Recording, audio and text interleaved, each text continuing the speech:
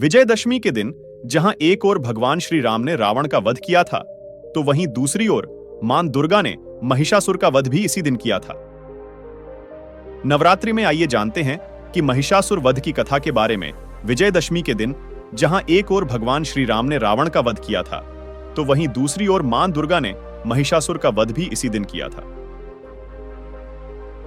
देवी भागवत की कथा के अनुसार 9 दिनों तक मां दुर्गा और महिषासुर का युद्ध होता रहा। 10वें दिन मां दुर्गा ने भगवान शिव प्रदत्त त्रिशूल से महिषासुर का वध कर दिया था। इसी कारण मां दुर्गा को महिषासुर मर्दिनी भी कहा जाता है। आइए जानते हैं कि महिषासुर को मारने के लिए क्यों लेना पड़ा था मां दुर्गा को अवतार महिषासुर को।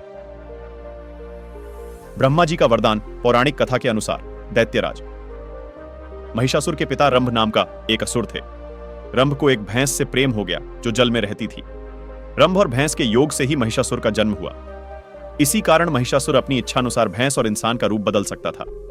कहा जाता है कि महिषासुर ने कठोर तपस्या कर सृष्टिकर्ता ब्रह्मा से वरदान प्राप्त किया। ब्रह्मदेव ने वरदान दिया कि उस पर कोई भी देवता और दानव विजय प्राप्त नहीं कर पाएगा।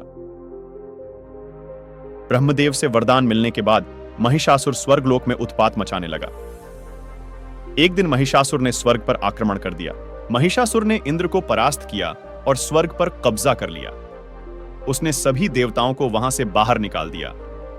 सभी देवगण इससे परेशान होकर त्रिमूर्ति ब्रह्मा, विष्णु और महेश के पास गए और अपनी समस्या बताई।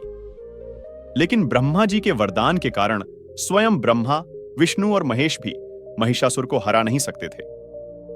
अंततः महिषासुर को मारने के लिए सभी देवताओं ने मां दुर्गा का सृजन किया।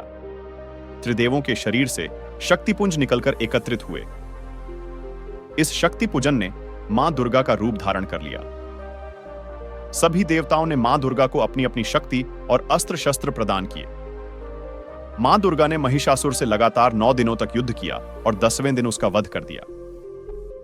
यही कारण है कि हिंदू धर्म में 9 दिनों तक दुर्गा पूजा मनाई जाती है। वहीं 10वें दिन को विजयादशमी के नाम से जाना जाता है। महिषासुर के मर्दन के कारण ही मां दुर्गा का नाम महिषासुरमर्दिनी पड़ा।